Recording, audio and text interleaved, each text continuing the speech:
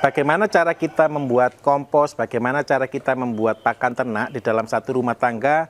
Hal yang paling penting yang harus kita lakukan adalah bagaimana kita mengelola limbah di dalam rumah tangga. Karena apa? Limbah rumah tangga itu adalah mempunyai nilai yang begitu besar, terutama yang selama ini kita lakukan. Ketika kita memasak nasi, kita mencuci beras dengan air, dan biasanya airnya hanya terbuang. Dan itu tidak akan menghasilkan apa-apa.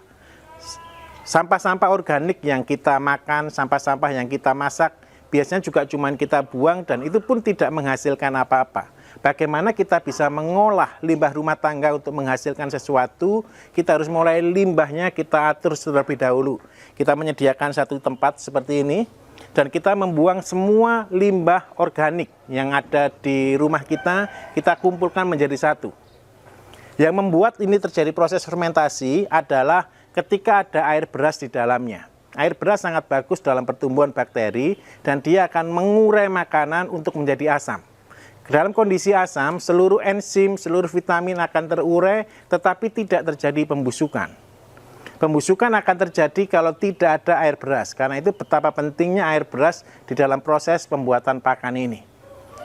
Langkah yang harus kita lakukan adalah kita menambah setiap hari sampai ini menjadi penuh.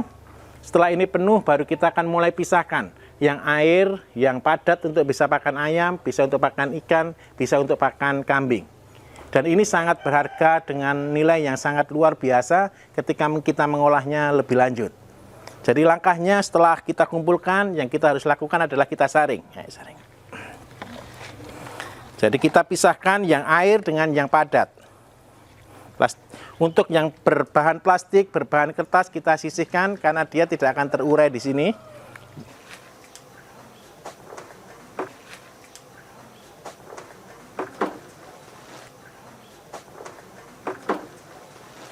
Di dalamnya ada sayur, ada kulit pisang, ada sisa nasi, ada lemak, dan semua mempunyai nilai gizi yang ketika dijadikan satu ini adalah makanan ternak yang lengkap.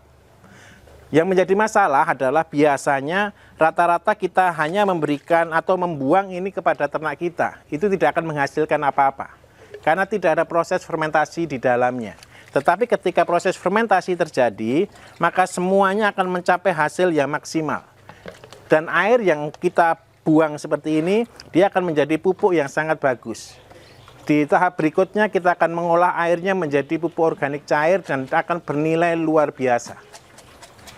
Bahkan dalam penelitian kami melihat bahwa ketika kita mengolah limbah rumah tangga seperti ini, nilainya jauh lebih mahal dibanding dengan apa yang kita makan. Jadi itulah keseimbangan alam yang Tuhan beri dan itulah keadilan Tuhan. Apa yang masuk itu sama dengan apa yang keluar. Ketika kita punya limbah rumah tangga, sistem integrated farming sudah bisa dilakukan. Minimal dengan ayam yang sedikit, minimal dengan bebek yang sedikit, atau dengan ikan yang sedikit, ataupun kalaupun kita tidak punya semua ternak, kita bisa pelihara cacing yang sedikit. Dan kita punya pabrik pupuk, dan kita punya pabrik untuk pakan. Semuanya bisa kita lakukan dengan limbah yang ada. Kalau di dalam kekristenan sebenarnya limbah berbicara tentang kita dulu juga sama seperti sampah. Tetapi ketika Tuhan datang dan dia mengubahnya, dia akan menjadi harta yang luar biasa. Di beberapa daerah kita menyebutnya sebagai emas hitam, sebagai pupuk yang sangat mahal dan sangat bernilai dari sampah. Ciri khas fermentasi terjadi adalah sampah ini tidak berbau busuk, tapi dia berbau asam. Itu adalah salah satu ciri utamanya. Dia tidak berbau busuk, tapi berbau asam. Jikalau sampah ini berbau busuk, berarti air cucian beras di dalamnya itu kurang. Apa yang harus dilakukan ketika air cucian beras di dalamnya itu kurang? Kita bisa menambahkan gula. Setelah kita pisahkan antara limbah cair dengan limbah padat, hal yang kita lakukan berikutnya adalah memisahkan dari limbah padat untuk kita proses selanjutnya. Dari limbah padat ini kita bisa pisahkan untuk pakan ikan, kita bisa pisahkan untuk pakan kambing, kita bisa pisahkan untuk pakan bebek dan pakan ayam. Karena apa? Kalau kita tidak pisahkan, maka ini akan hanya menjadi sampah. Tetapi ketika kita mengusahakannya dengan baik, maka ini akan menghasilkan sesuatu yang berbeda. Jadi kita pisahkan seperti ini, yang halus kita pakai untuk pakan ayam, pakan bebek, Kemudian yang kasar kita pisahkan lagi untuk pakan kambing dan pakan ikan. Untuk yang mengandung tulang dan lain sebagainya kita bisa olah untuk jadi kompos. Jadi tidak ada yang terbuang sama sekali dari limbah rumah tangga kita. Setelah kita pisahkan mana yang bisa untuk kita pakai untuk pakan kambing, pakan ayam, dan pakan bebek, yang harus kita siapkan berikutnya adalah kita campur dengan ampas tahu. Baru aja. Jadi kita memisahkan ini tujuannya apa? Jadi sebenarnya di dalam sampah ini dia banyak mengandung enzim, dia banyak mengandung probiotik, dan dia banyak mengandung vitamin di sana. Ketika ayam kita beri makan seperti ini, maka ayam itu akan menjadi sehat dan dia tidak akan mudah sakit. Jadi kalau kita tidak menggunakan pakan yang fermentasi, resiko terkena penyakit akan sangat tinggi. Berapa dosis ideal untuk kita menggunakan pakan ini? Kalau ada ampas tahu, kita bisa gunakan ampas tahu sebagai sumber karbohidrat. Kita juga bisa gunakan dedak padi. Dedak padi kita pilih karena dedak padi adalah bahan yang paling murah dan ini bisa mengembangkan bakteri lebih baik. Seandainya tidak ada dedak padi, kita bisa menggunakan tapioka atau singkong sekalipun. Dan ini kita campur sampai kondisinya menjadi agak kering. Setelah itu kita biarkan 1 malam untuk kita fermentasi, besok pagi baru boleh dikasihkan ke ternak kita. Setelah kita campur dengan dedak padi, atau kalau ada karbohidrat, bisa tapioka, bisa ampas tahu, bisa terserah bahannya, bahan kering. Kemudian kita masukkan di dalam satu ember, kita proses fermentasi selama 24 jam dalam kondisi anaerob, tertutup rapat. Sehingga yang terjadi, maka terjadi proses pembentukan gula di sana. Gula adalah sumber energi bagi ternak dan gula akan dirubah menjadi protein bagi ternak-ternak unggas ataupun bebek, ayam, burung, itu menjadi sumber energi dan dia menjadi sumber protein yang luar biasa. Kemudian ketika terjadi proses fermentasi, di sana juga timbul enzim, di sana juga ada timbul vitamin, di sana juga akan timbul antibodi dan itu akan menjaga kesehatan dari ternak. Nah, ketika kita mau memodifikasi, kita membuat sesuatu yang berbeda dengan membuat rasa tertentu, kita bisa campurkan bahan tertentu di sini.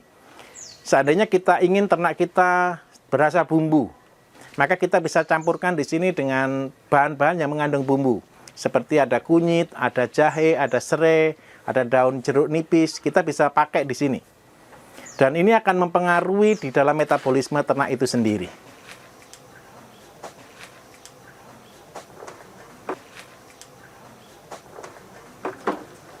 Kita tutup selama 24 jam dalam kondisi anaerob, tidak ada udara.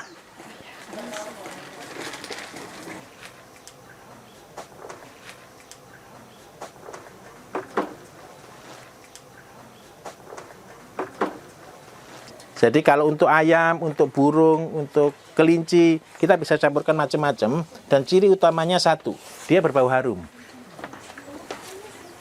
Berbeda sekali dengan ketika ini bukan sampah lagi, tapi ini adalah pakan. Dan dia sangat berbau harum. Jadi seperti pakan fermentasi, seperti itu. Dengan kandungan gizi yang luar biasa sempurna. Untuk limbah yang halus kita pakai untuk pakan ayam dan pakan ikan. Untuk limbah yang kasar, yang isi daun, isi rumput, isi tulang, kita pisahkan dulu. Yang tidak bisa dimakan kambing kita pisahkan lebih dahulu. Kemudian yang bisa untuk dimakan kambing kita fermentasi untuk pakan kambing. Ini adalah cara pembuatan silase. Silase adalah satu pakan kambing yang kita buat dengan daya simpan yang sangat lama. Kita bisa menyimpan sampai bertahun-tahun. Kemudian kita bisa menghasilkan pakan yang berkualitas tinggi untuk kambing. Dan ini akan sangat membantu di dalam pertumbuhan dan kesehatan kambing.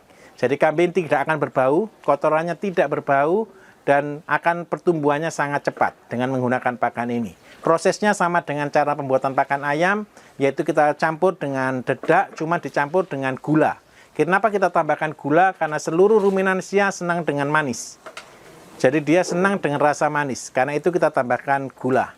Kalau tidak ada gula, kita bisa menggunakan tetes tebu. Kalau tidak ada tetes tebu, kita menggunakan ampas kecap. Yang kita gunakan saat ini adalah ampas kecap.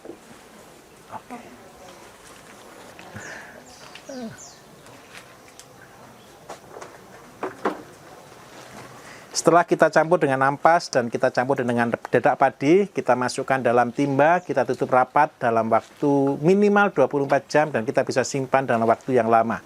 Ciri khas utamanya dia akan berbau harum dan berbau alkohol. sehingga sangat bagus. Sama dengan sapi di Jepang yang menggunakan sake untuk minumnya, ini kambing sapi juga bisa menggunakan pakan ini dengan kualitas daging yang sama dengan sapi Jepang. Pakan ini kita akan pakai untuk kambing sebagai suplemen dan minimal kita berikan 1 ons atau 100 gram per ekor per hari. Tetapi jikalau kondisi pembuatannya kita punya bahan baku yang cukup, kita punya limbah yang cukup, kita bisa sepanjang hari hanya makan ini saja. Tetapi jikalau jumlahnya terbatas, kita pakai 100 gram per hari, kita tambahkan rumput dengan satu catatan. Rumputnya harus kita layukan atau rumput itu sudah tua. Kemudian yang paling penting dalam pemeliharaan kambing, kita memberikan jam-jam tertentu. Nanti kita akan belajar bagaimana aplikasi pemberian pakan kambing.